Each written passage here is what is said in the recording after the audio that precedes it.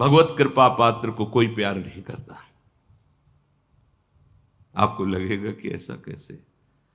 क्योंकि कृपा उसको कहीं फंसने नहीं देती, हर जगह से हटाकर और प्रभु के सन्मुख कर देती है।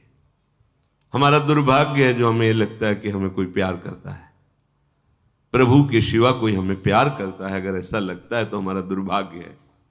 अगर कोई कर रहा है तो मेरे प्रभु ही स्वरूप में कर रहे हैं, ये बात तो समझ में आती है। प्रभु से विमुख होकर कोई हमें प्यार कर रहा है, ये तो बहुत बड़ा माया का फसाव हो गया, भ्रम हो गया। पर कृपा पात्र को ये भ्रम भी नहीं होने दिया जाता, दिखाई देता है इस जगत। सच्ची मानिए, हृदय की ऐसी स्थिति होती है, नहीं होता कहीं कोई ठौर ठिकाना हो, चाहे भी तो नहीं होता। उसका तो स्वभाव जन्म जन्मांतर से पड़ा रहा है ना, ममता आसक्ति करना। कोई एक बार प्रेम से बोल दे तो उसका मन कहने लगता है ये मेरा, ये मेरा है, ये मुझे चाहता है, ये मुझे मेरा अपना है। प्रभु से विमुख करने वाली जो अपनापन की वृत्ति है, प्रभु की कृपा पात्रों के हृदय में वो उदय ही नहीं होने दी जाती। तब ये भरोसा जागृत होता है कि अब क्या गति क्या दुर्गति, में किसी लायक ही नहीं हूं कि मैं कोई दावा पेश करूं प्रभु से, मैं बड़ा व्रत नियम, मैं बड़ा जपी तपी, प्रभु आप मेरा कल्याण कर दे या मुझे परम पद। वो हृदय में देखता है किसी तो बस अब उठा भरोसा, अब तो बस लाडली जू श्यामा जू आप करुणा समुद्र आप देख लीजिए। बस हृदय से जो शरणागति प्रकट होती है, सब ज्ञान सब दिव्यताएं इसी से प्रकट हो जाती है। बहुत ही आसक्ति शरीर में सूक्ष्म होती है, कहने की बात अलग होती है, मैं शरीर नहीं हूं। शरीर से परम पद प्राप्त करने की भावना भी बड़ी सुदृढ़ होती है। ये हम साधकों की बात कह रहे हैं, विषयी पुरुषों की तो बात ही नहीं, वो तो जानते, हम उनकी बात कर रहे हैं जो दौड़ रहे हैं, जो पड़े हुए हैं गिरे, उनकी तो बात नहीं। वो तो जब खड़े होंगे तब उनकी समझ में आएगी बात, अभी तो पड़े हैं विषयों में। जैसे स्वप्न में कोई बड़बड़ा रहा हो तो उसकी बात नहीं समझी जाती, ऐसे विषयी पुरुषों की बात सुनने लायक नहीं है। जो दौड़ रहे हैं सतमार्ग में, तो किससे दौड़ रहे हैं? शरीर से, मन से, स्वभाव से। ये तीनों हैं कौन? माया रचित है ना। बड़ी सूक्ष्मता होती है। हम इन्हीं तीनों से माया मुक्त होना चाहते हैं, इन्हीं तीनों को पकड़ के सूक्ष्मता से देख लो आप। तर्क की कोई बात नहीं इसमें।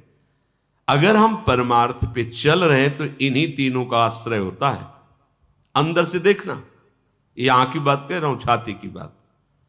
शरीर स्वस्थ रहे, मन निर्विकार होकर प्रभु में लगे, हमारा स्वभाव बन जाए कि हम सदैव सत्य चिंतन करें। ये कोई गलत बात नहीं है, ये आकांक्षा ठीक है, पर आश्रय किसका है? अब इसी बात से पूरा जीवन पीछे का जो संन्यास का, अब उस पर प्रहार हो गया। शरीर भारी अस्वस्थ, भयानक पीड़ा, रोग। अरे कैसे आपको बताएं? गंगा किनारे की भोली बुद्धि, हमें पता नहीं क्या है, बहुत दर्द हो रहा है, बहुत परेशानी। रोटी मांगने गए ब्रजवासी में, कहा बात बाबा उदास काहे को है? भैया पता नहीं पेट में क्या, कोई कहता कीड़ा है, कोई। अरे आप क्या समझते, 250 रुपये का अल्ट्रासाउंड होता था, उसके लिए व्यवस्था नहीं थी। कई बार डॉक्टर को जो वो कहते थे आप करवाओ अल्ट्रासाउंड तो पता चले कहाँ क्या है। किसी के पास कोई संत ले गए कि संत को अल्ट्रासाउंड कराना है, तो ऐसे बात कर रहे थे जैसे किसी मुजरिम से बात किया जाता है। आप कागज दिखाइए, कागज तो नहीं है, ऐसे हम नहीं दे सकते आपको, आप कागज दिखाइए, डॉक्टर से बनवा के ले। ये रहने दीजिए, आप रहने दीजिए ऐसे। वो माई ने कहा मैं दवा बताऊं? वहां मिट्टी का तेल पी बाबा, दूध मठा दही घी की तो कुछ बात होती तो समझ। एक बोतल मिट्टी का तेल भर के दिया और कहा खाली पेट पी, सब ठीक हो जाएगा। मिट्टी का तेल, किडनी खराब, पता तो था लैला, और भीषण कष्ट। एक था बल, संयम से चलो, साधन में रहो। किसका? इसी माइक शरीर का, इसी अंतःकरण का, इसी स्वभाव का। ये बंधन है, मुझे पता नहीं चल पाया।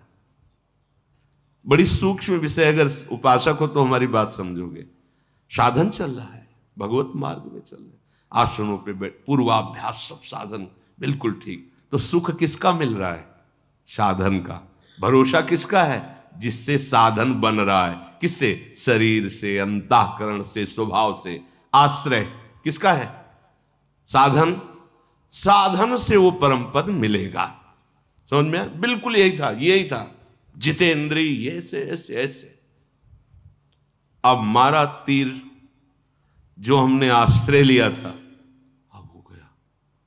जब पता चला किडनी फेल, क्या होता है? मर जाता है आदमी। बिल्कुल पता नहीं किडनी कौन सा अंग, हमें क्या पता, मर जाता है। कब? कभी भी। अच्छा, अब लगा कि ये भी गया। जिसके भरोसे से साधन चल रहा, वो शरीर गया। अब मन शरीर के, अब इस समय ये पाठ, इस समय ये आचरण, इस समय ये अभी ठिकाना जिसे परमानंद कहते हैं, वो केवल केवल इनके त्याग से उत्पन्न होता है। ये बात नहीं समझ में आई थी? त्याग तो है ही है ना बाबा जी मेरा, लेकिन आश्रय इसी शरीर के साधन से, इसी अंतःकरण के संकल्प विकल्प वृत्तियों से, इसी स्वभाव से उस परम पद की, कहीं कोई बीच में नहीं है। और इसी पे बाण चल गया। अब उदय हो रही है जो जीवन की परम लाभ वृत्ति। अब तो साधन नहीं बनेगा। कब शरीर छूट जाएगा पता नहीं, मन कहां कब फंस जाए कोई पता नहीं। मतलब पीड़ा हो रही, मन पीड़ा का चिंतन करे, अंदर से आर्त भाव जागृत है, हे प्रियाजू आपका स्वभाव सुना है। अब तो साधन भी नहीं, साधन का भी भरोसा छूटा।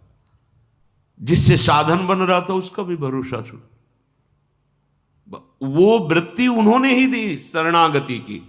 शरणागति ऐसा नहीं कि नहीं जानते थे, शरणागति थे, पर शरणागति में जो सूक्ष्म बाधा थी, आचार्य वचनों से, दूरादपाश्च स्वजनान सुखमर्थ कोटिम, फिर सर्वेषु साधन वरेषु चिरम निराशा, ये समझ में नहीं आया था। परमानंद की प्राप्ति की आशा साधन से थी। सर्वेषु साधन वरेषु चिरम निराशा, ये नहीं, ये कैसे? साधन से निराश हो गए तो फिर हमारा परमार्थ क्या? ये बड़ी ऊंची बात है। सर्वेषु साधन वरेषु चिरम निराशा। जब साधन के यंत्र ही ठीक नहीं रह गए तो क्या साधन?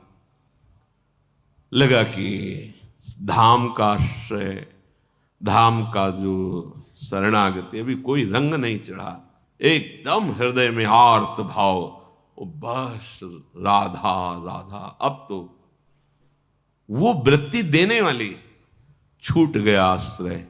किसका? साधन और साधन के यंत्रों का। अब एक केवल भरोसा रहा साध्य का, एक भरोसा रहा साध्य का। बस आप और आपकी कृपा। अब निकलने लगे वचन कि मेरे साधन भी प्रियाजू, मेरे साध्य भी प्रियाजू। ये हम कभी नहीं सोच पाते, कभी नहीं समझ पाते, कभी नहीं हो पाता। ये कभी नहीं हो पाता। ये उन्हीं के विधान से हुआ, क्योंकि स्वभाव अपना, साधन अपना। तो ये जो आचार्य चरण बोले सर्वेषु साधन वरेषु चिरम निराशा, ये बात कभी नहीं आती।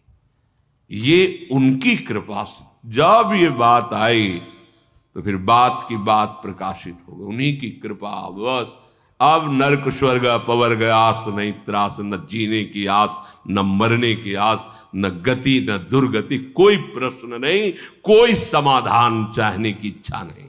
हो गया। इसे कहते हैं आश्रय। ये जो चर्चा की ना, ये छाती की चर्चा इसीलिए हृदय की कि आप प्रमाण सहित समझ जाएंगे। अगर इसे सत्संग में आप हृदय से समझ जाओ तो प्रतिकूलता की जरूरत नहीं। पर क्या होता है कि सुन के समझना थोड़ा मुश्किल पड़ता है और परिस्थिति समझा देती है। अब बस एक ही भरोसा बचा कि हे हरि जैसे तैसो मैं तेरो, बस अब देख लो।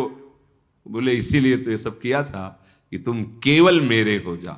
ये बात हमसे नहीं बनी, सच्ची कर, मतलब अब शब्द नहीं है, साधन साधन, बस सारी दृष्टि साधन पर, सारी दृष्टि साधन पर। साधन से साध्य मिलता है, सिद्धांत है। अरे ये बात समझ में नहीं आई थी कि साध्य ही साधन रूप से अवतरित होता है, साध्य ही दिव्य साधन रूप से। वो साधन पढ़ने लिखने से नहीं आता, वो उनकी शरणागति से उदय होता है। हम समझ रहे हम शरणागत तो बहुत समय से हैं, पर शरीर के शरण में थे, अंतःकरण के शरण में थे, स्वभाव के शरण में थे, जो माया रचित हैं। तभी तो ना कि भाई शरीर स्वस्थ रहेगा, धर्म बनेगा, साधना बनेगी। शरीर गया, क्या रह गया? अगर शरीर अस्वस्थ है तो हम भगवत प्राप्ति की योग्य नहीं है क्या? हमारा मन हमारा साथ नहीं दे रहा तो हम भगवत प्राप्ति की योग्य नहीं है? हमारा स्वभाव, हम भगवत प्राप्ति के योग्य नहीं। बने रहो, तुम अस्वस्थ बने रहो, मन तुम्हें जो मनावे सो कर, स्वभाव तेरा जैसा हो, चिंता मत कर, आश्रय ले ले, भरोसा ले ले। ये बात जो कह रहे सापराधेश्च, भले कैसी भी वृत्ति हो, कैसी भी स्थिति हो, आश्रय। पर वो तभी होता है जब सब दरवाजे में ठोकर मार दी जाती है। किसी काम का नहीं तो कोई प्यार नहीं करता। ये प्यार लाडली जो का यहां अनुभव की बात कह रहा हूं, यहां वो परिस्थिति आपने नहीं देखी, वो समय आपने नहीं देखा, इसलिए आपको ये समय देखकर लग रहा है ना कि प्रवचन है। प्रवचन नहीं, हृदय की एक एक वृत्ति का निरीक्षण परीक्षण करके बोल रहे हैं। तब ये अहंकार, ये देह भाव की साधना तब ये ऐसे हुई कि बस अब समझ गए अब कुछ नहीं बनने वाला। वहीं से बनना प्रारंभ हुआ। एक उदासी छाई रहती, ऐसे हम प्रसन्न नहीं रहते थे, ऐसा ना समझो। अंदर से एक उदासी, क्योंकि अपने को पता है ना, दूसरे मान रहे तो मानने से क्या होता है, अपने को पता है कि अभी वो नहीं, जिस दशा का वर्णन, वो एक उदास थे कि पर ये वाणी और नाम ही जीवन था। तो गान कर रहे थे सुधा ने देखा, एक महात्मा है, हमने फिर कभी नहीं देखा उनको, पात्र मार्जन कर रहे थे, उदास वृत्ति। अब किससे क्या, कोई था ही किससे बात। अब जैसे कोई आके समय नष्ट मत करो, हम मरने वाले हैं, सीधी बात रहती। आप जानते हैं हमारी किडनी खराब है, मरने वाले, हमसे बात मत करो, ऐसे बिल्कुल सीधे उदासीनता एकदम छा गई थी दिमाग में। उनका महात्मा ऐसे विनोद में से वैसे दृष्टि गई, श्वेत वस्त्र, गोरा वर्ण, पतला शरीर और 65-70 के बीच की अवस्था। तो मैं से फिर अरे बोले देखो ना हमारी तरफ। जी उदास क्यों हो? वो मरने वाले हैं, हमारी किडनी खराब है। नहीं नहीं नहीं, हमारी बात सुनो, 80 वर्ष तक नहीं मरोगे। उन्होंने कहा आज ये मतलब हो सकता है 15-16 वर्ष, क्योंकि कुछ ही समय हुआ था रिपोर्ट निकली हुई, तुम बस। अरे कहा नहीं, डॉक्टर ने कहा है कि हमारी बात समझो और देखो, उदास मत रहो। उदास नहीं, तुम जो गायन कर रहे हो ना, इसका चिंतन करो, उदासी खत्म हो जाएगी। गायन तो तुम कर रहे हो, चिंतन कर रहे हो किडनी का रोग का, इसीलिए तुम उदास हो, उदासी नहीं। बस इतना कह के चले गए। वो दिमाग में जैसे कोई भूतावेश हो जाए ना, ऐसे छा गया। तुम चिंतन किसका कर रहे हो और गा किसको रहे हो? अरे चिंतन और गाने में तो बड़ा अंतर है। गा तो रहे हो स्वामिनी जी को, चिंतन कर रहे हो शरीर और रोग का। हमारी बस नहीं थी कि हम छोड़ दें। प्रभु ही गुरुदेव रूप में, संत रूप में आकर निहाल करते हैं। श्रीपाद कह रहे हैं वृंदावनस्य महिमा नाहि मादृश्य गोचरहा। ये जो वृंदावन की महिमा है, ये चाहे जितनी आप साधना कर ले, ये गोचर होने वाली नहीं। इसीलिए सर्वेषु साधन, हम ये नहीं कह रहे कि भजन साधन, बस समझना महापुरुषों के जो वचन है वहां तक हमारी पहुंच नहीं होती अज्ञान के कारण। बोले अब तो साधन में कोई श्रद्धा नहीं रहेगी, क्योंकि आपने बता दिया था ना कि सर्वेषु साधन वरिष्ठिरन्यासा, और जोर का साधन होता है पर अंदर से होता है, भरोसा शरीर का नहीं रहता है। श्रीमद वृंदावन से प्रभावोयम महाद्भुता, ये कहीं नहीं हम समझ पाते, जीवन भर नहीं समझ पाते। सच्ची बात कह रहे हैं, ये कभी नहीं समझ पाते जो वृंदावन ने मुझे समझाया, जो समझ दी, जो वृंदावन ने समझ दी, वो कभी नहीं आ पाता, कभी नहीं आ पाता। क्योंकि बड़ी सूक्ष्मता से उसका निरीक्षण करने पर पता चला कि जिसे हम समझ रहे थे कि मुक्त अवस्था है, जैसे हम समझ गए थे कि हम निष्काम हो गए, पर जब इस भूमि पर पढ़ाई शुरू हुई वृंदावन के स्कूल में, तब पता चला कि ककाहरा नहीं आता, निष्कामता किसे कहते हैं, निष्कामता किसे कहते हैं, ककाहरा नहीं आता। वहां की निष्कामता, यहां का अभी प्रारंभिक स्कूल समझो, जहां शास्त्र कहता है वासुदेवा सर्वमित सम आत्मा सुदुर्लभा, वो यहां की प्रथम भूमिका पे रख दिया गया शांतरस। शांतरस सबसे ऊंचाई पर महाप्रेम, प्यारे जू का। हमारी पहुंच कहां से हो सकती थी?